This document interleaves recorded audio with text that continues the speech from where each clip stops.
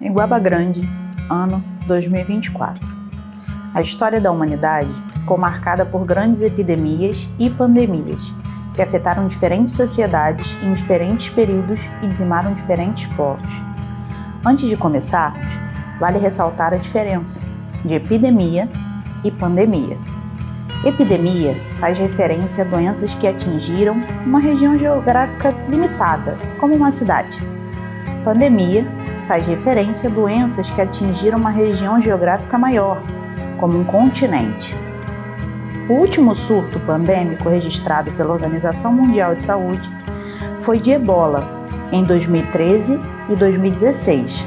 Aconteceu no continente africano, infectando 28.454 pessoas, das quais 11.297 vieram a óbito.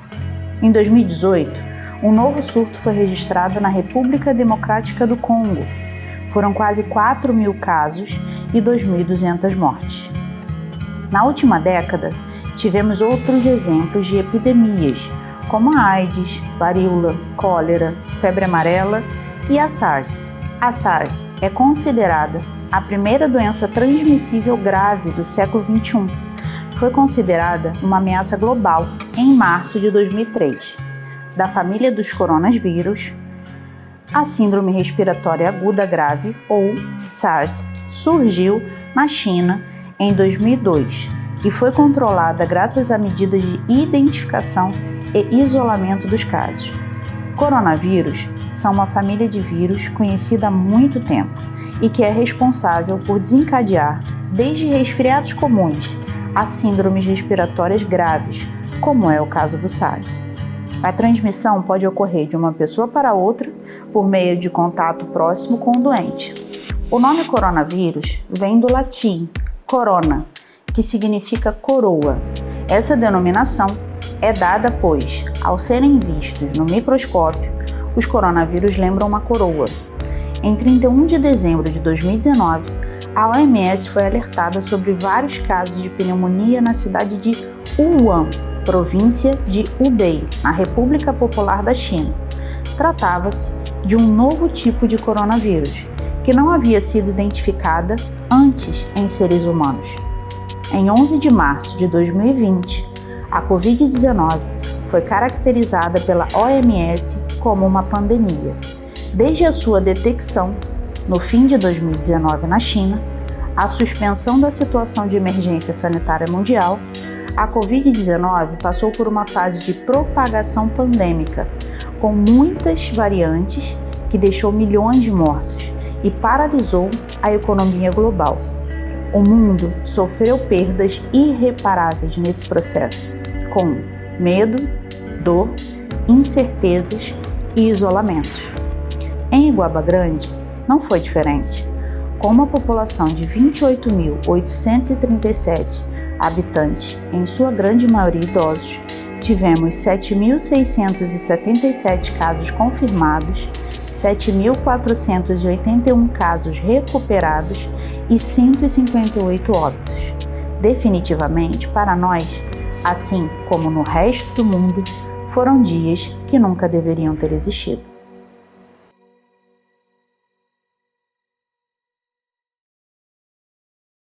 Vi muitas pessoas partirem, morrerem, como algo muito desconhecido mesmo. Foi muito devastador. Foi algo assim que eu nunca imaginei de viver na vida. Eu sou 10 anos formada em técnica de enfermagem e nunca tinha visto isso na minha vida. A pandemia chegou e tudo muito novo. De repente a gente acorda com uma notícia de algo que estava assolando o mundo inteiro e que estava aqui à nossa porta. Obviamente que a gente não tinha nenhuma estrutura, a gente não tinha nenhum conhecimento técnico, a gente não tinha nenhum suporte, era algo muito novo. E ninguém sabia exatamente o que era aquilo, Foi assim, um temor muito grande, foi assim, momentos difíceis, Cada dia notícia de alguém perdendo um ente querido, um familiar, que não podia nem fazer um velório digno, um sepultamento. Eu me sinto orgulhosa de ter trabalhado logo nesse início, porque foi que a gente dava nosso sangue. Ao mesmo tempo, a gente tinha nossos familiares. Meu Deus, cuidado, passa álcool, usa máscara, porque era a única informação que a gente tinha. Depois foi se criando a vacina e tudo, mas nós profissionais que ficávamos ali de frente mesmo, foi assim, surpreendente mesmo o nosso empenho. Assumi exatamente no dia 28 de junho daquele ano, assumindo uma prefeitura que passava por momentos muito difíceis do ponto de vista econômico, administrativo, e a gente não sabia bem como lidar com a situação. Foi logo no início, né, do decreto de pandemia, né, e a prefeitura tinha adotado um sistema de rodízio, né, de servidores para que a gente não ficasse aglomerado, né, então não havia atendimento presencial, mas a secretaria funcionava internamente com 2 servidores, né, um rodízio cada dia, cada semana, enfim. E aí quando chegou na sexta-feira daquela semana, eu saí aqui do setor assim já com algum sintoma de gripe. Para mim era uma gripe, né, um sintoma de gripe, dor no corpo, dor de cabeça. E aí lanchei, me deitei no sofá e ali o sintoma foi muito rapidamente evoluindo, intenso, né?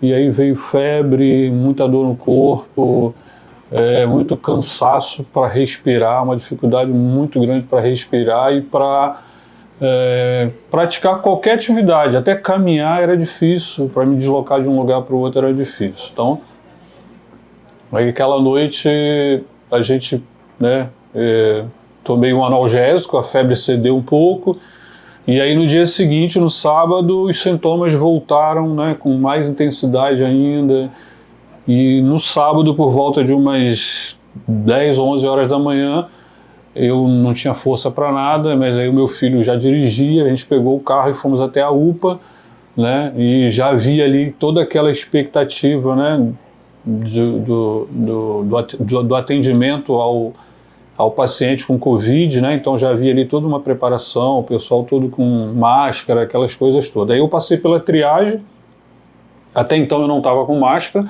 e aí logo, de acordo com os meus relatos, já me deram uma máscara e eu aguardei o atendimento do médico, né? E no atendimento do médico, eles já me colocaram em distanciamento, eu já passei a ficar distante, o meu atendimento com o primeiro médico foi distante. Porém, assim, não era algo novo só para a gente, para a própria medicina era algo novo. Então, assim, os médicos não tinham muito o que fazer ainda, não sabiam, não tinham um protocolo a seguir de atendimento, a não ser distanciamento, né? E esperar a evolução do paciente. Era um vírus totalmente desconhecido por todos nós. Virou algo surreal, assim, da gente não saber como lidar mesmo. O próprio médico não sabia o que fazer, então por conta própria eu comecei a tomar azitromicina, né? Primeiro dia, segundo, tomei 5 dias de azitromicina e analgésico, né? Aí no decorrer disso aí eu voltei na UPA umas 3 vezes, né? Depois do primeiro atendimento, talvez mais umas 2 vezes, e a orientação era a mesma, ninguém passava nada, não sabia o que fazer, enfim, fiquei lá um dia no soro, né? Deu aquela animada um pouco, mas não tinha muito o que fazer. A gente vinha, o procedimento era o isolamento mesmo, né? As lojas, comércio em geral fechando as portas, mas como preservar o emprego se o comércio tinha que estar com as portas fechadas? Eu me lembro bem que só as atividades essenciais podiam funcionar, como farmácias, mas tudo assim com muita restrição. Teve um momento de portas a meia portas, as lojas, os estabelecimentos. E eu me lembro bem que nós implantamos uma nova estrutura paralela à nossa UPA, onde foi voltada exclusivamente para atendimento aos casos suspeitos de Covid. Eu me lembro também que nós conseguimos a distribuição gratuita de máscaras de proteção. Me lembro que nós adquirimos o tecido, né, a um preço bem em conta. Me lembro que à época nós conseguimos em cidades, né, cidades serranas aqui do estado do Rio de Janeiro, contratamos costureiras e essas costureiras, elas produziam, né, e com isso um preço bem mais em conta, e a gente fez a distribuição. E eu lembro bem que uma das pessoas que mais nos assustou, porque estava muito perto da gente, foi o Luiz Henrique, conhecido também como Lilique. Além de ser uma pessoa muito amiga e muito próxima, né, das famílias moradoras de Iguaba, ele era servidor público municipal. E ele teve ali momentos assim muito difíceis. O momento mais difícil para mim em casa, no período que eu fiquei em casa, era à noite, né? Eu já estava isolado, então eu me trancava para dormir, e à noite tinha umas reações assim totalmente fora do comum, de uma gripe. Eu suava muito à noite, de molhar a cama toda mesmo, e em algumas noites, eu me recordo muito bem, eu não sei se foi por causa da febre, mas eu tive alucinações, né? Eu chegava a ter alucinação, via coisas dentro do quarto, e sensação horrível. E eu fui o primeiro a ocupar aquela sala até então, né? Fiquei ali sozinho ainda, continuei de certa forma no isolamento, porque só tinha eu. A ambulância estacionou de ré ali na entrada, né, da emergência, e aí veio um enfermeiro mais uma vez e falou: olha, ninguém desce da ambulância, nem o médico, nem motorista, nem enfermeiro, ninguém desce, né? A nossa equipe vai abrir a ambulância pela parte de trás, da porta traseira, e a gente vai tirar o paciente. E aí, quando aquela porta se abriu, toda uma ansiedade, enfim, era tudo novo para todo mundo, né? E aí, quando aquela porta se abriu, eu tenho uma imagem assim muito fixa na minha mente, parecia um filme de ficção.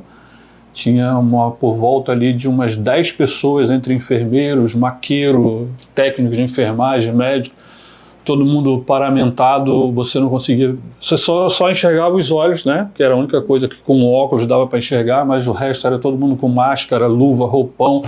Parecia um filme de ficção científica. Eu estava entrando assim num outro mundo, saindo da ambulância e entrando num outro mundo. Essa imagem eu tenho muito gravada na minha mente. Pediram para mim cruzar os braços, né, no peito, e não tocar em nada. Você, não toca em nada, você não pode tocar em nada, nem em parede, nem nada. E essas coisas assustavam mais ainda, né? E aí eu tive que assinar um termo de responsabilidade autorizando que se houvesse necessidade de intubação, eu seria intubado, eu já sabia disso. Eu me lembro também que o medicamento que eles me deram, eu assinei um termo de que aquilo ali era digamos, entre aspas, uma experiência. Foi mais ou menos isso. Porque não tinha um protocolo definido. Mas eu me lembro que eu tomei azitromicina, ivermectina, esse remédio para trombose, né, que tomava de manhã e à noite, eram os principais medicamentos, mas eu tive que assinar um termo de responsabilidade, porque eu estava ciente de que aquilo ali era, não vou dizer que um experimento, mas que poderia ter consequências, que nem os médicos sabiam, mas era o que tinha no momento, né? O isolamento é terrível, gente. O hospital já é terrível, né? Mas você ficar isolado, né? Você só ser visto como um ser, batia ali, falava alguma coisa, a enfermeira entrava, eu não sei quem é. Apesar do isolamento, né? Você se sente, entre aspas, assim, abandonado. Não que isso seja real, mas é porque a família não pode estar próxima, né? Os amigos também não podem. É tudo telefone, o hospital não recebia ninguém. Então, tudo através da assistente social, por mais que elas fossem atenciosas e tudo, mas é uma incógnita, você não sabe, né? Você não vê o paciente, então você, por mais que a notícia seja boa ou positiva, você não está vendo o paciente.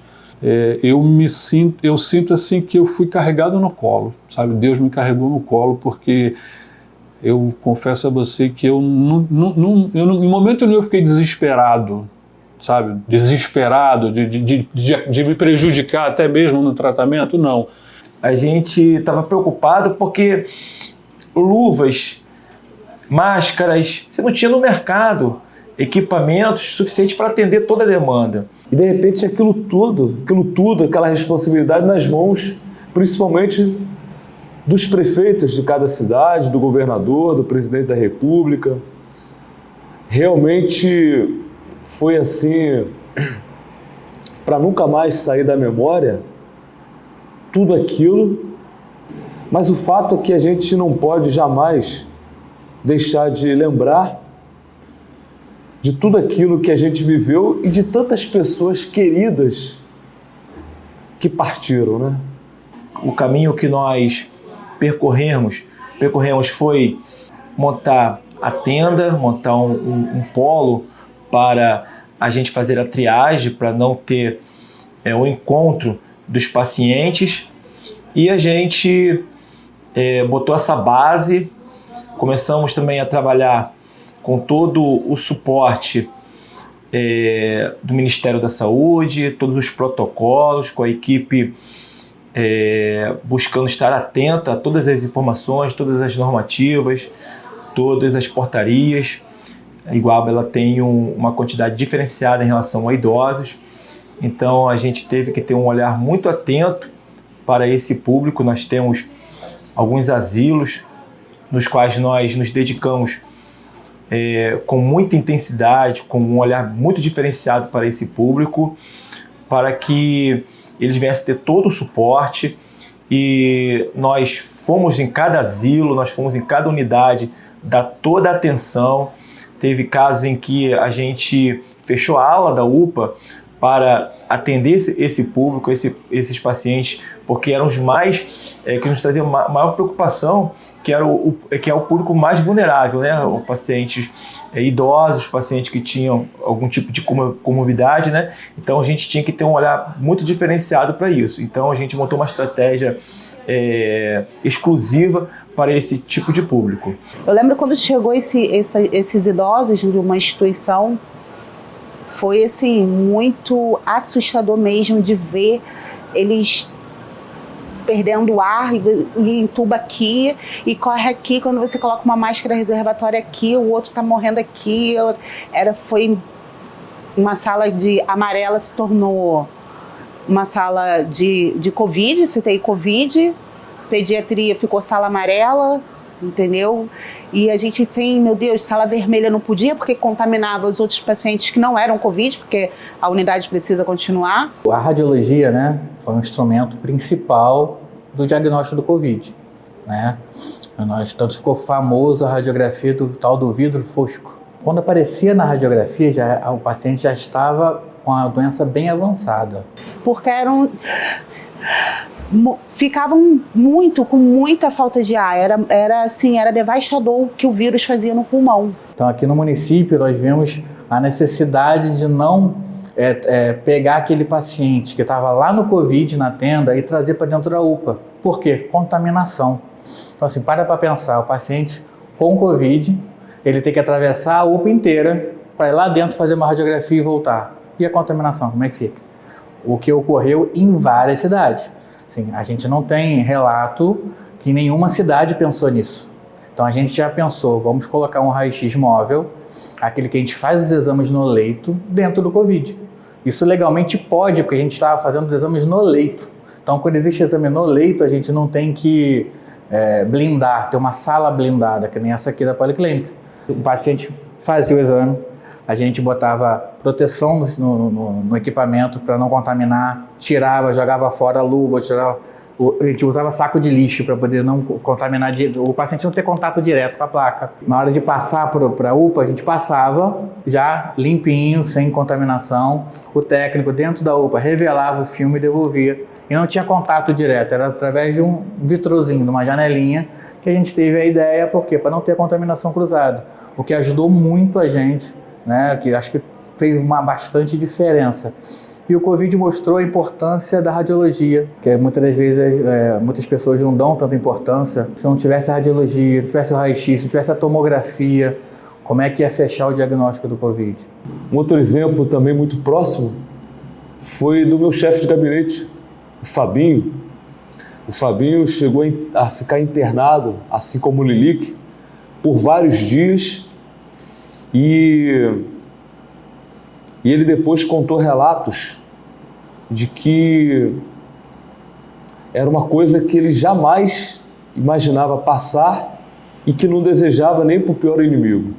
Eu me lembro também que as cidades estavam com barreira sanitária, lembra? Ali em Guabinha, ali perto do Big Oferta, ali tinha uma barreira sanitária, tanto da Prefeitura de Araruama como de Guaba, eu lembro disso. Eu aqui aproveito, rendo as minhas homenagens aos profissionais da saúde, aos trabalhadores da saúde em geral, médicos, enfermeiros, técnicos, auxiliares, maqueiro, motorista, ASG, pessoas que entregaram as suas vidas dentro de uma unidade de atendimento, colocando, verdadeiramente até os seus familiares em risco para cuidar de outras vidas, salvar outras vidas. Nós, no começo, éramos ditos os heróis, que estavam de frente, mas teve a situação de que, e o preconceito que a gente sofria nas ruas. Então, dentro do hospital, a gente era herói, a gente podia cuidar das pessoas, mas quando alguém identificava que a gente era trabalhador da saúde, o que eles faziam? Não chegavam nem perto, como se a gente fosse a própria doença. A gente passou noites e noites virados atendendo, às vezes faltava alguém, a gente tinha que cobrir, a gente nunca deixou de atender. Aí chega na rua, alguém vira a cara para você, passa longe, Isso complicou muito, assim, afetou muito a gente. Tínhamos medo de levar para casa, de ir para casa com esse vírus, era tudo muito desconhecido. Mas, assim, algo que marcou bastante mesmo foi quando tivemos que fazer uma mudança de setor, porque chegou mais de 20 idosos contaminados. E ali foi algo, assim, assustador, porque aí a gente teve a noção de como realmente era, assim, o vírus e de como era devastador, porque os idosos morriam feito peixinhos fora d'água, procuravam respiração e não tinham.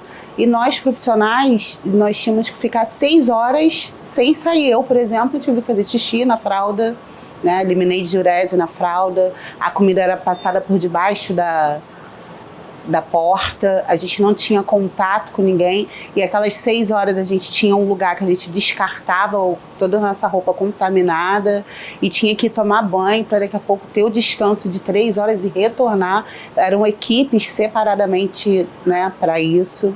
Eu busquei fazer ali um meio termo, um equilíbrio entre prevenção, combater aglomerações, mas também permitir que a economia continuasse.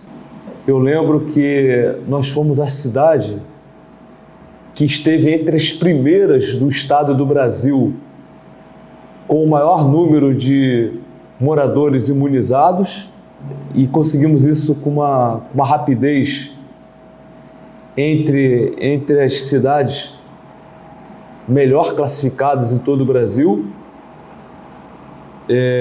À época, o nosso secretário de saúde, o Valdeci, ele teve essa responsabilidade junto com a equipe de conduzir tudo isso.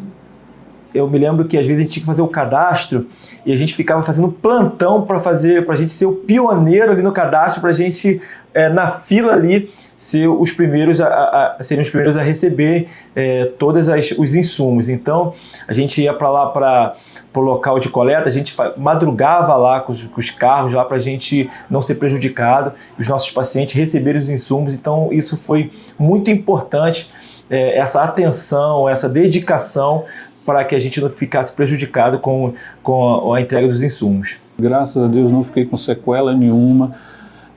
A única coisa que eu sinto às vezes um pouco é que a memória não é mais a mesma, Eu já tomei 5 doses de vacina, até o médico agora recomendou de que eu desse um espaçamento maior para a próxima dose, né? Porque tem os efeitos colaterais, né, da vacina ainda, né? A gente saiu de uma pandemia e a vacina era um experimento, né?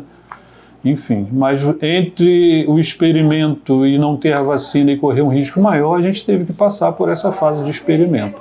Não me pergunte como que se deu essa contaminação, que eu não sei explicar, porque a gente aqui não tinha contato com ninguém, eram os dois só dentro de uma sala o dia todo, não sei, sinceramente eu não sei como é que se deu essa contaminação.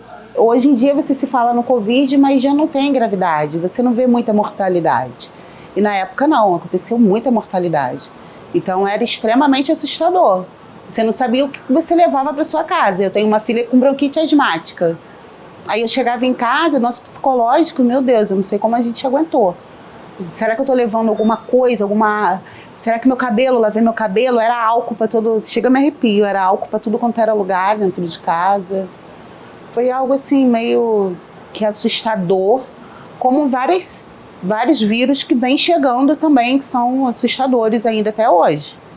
Muito obrigado a este documentário por estar me oportunizando deixar aqui esta mensagem que é uma mensagem que não pode nunca morrer. As pessoas passando 10, 50, 100 anos vão ter que lembrar de tudo isso que a humanidade viveu e dessas pessoas que foram verdadeiras guerreiras. Então, muito obrigado.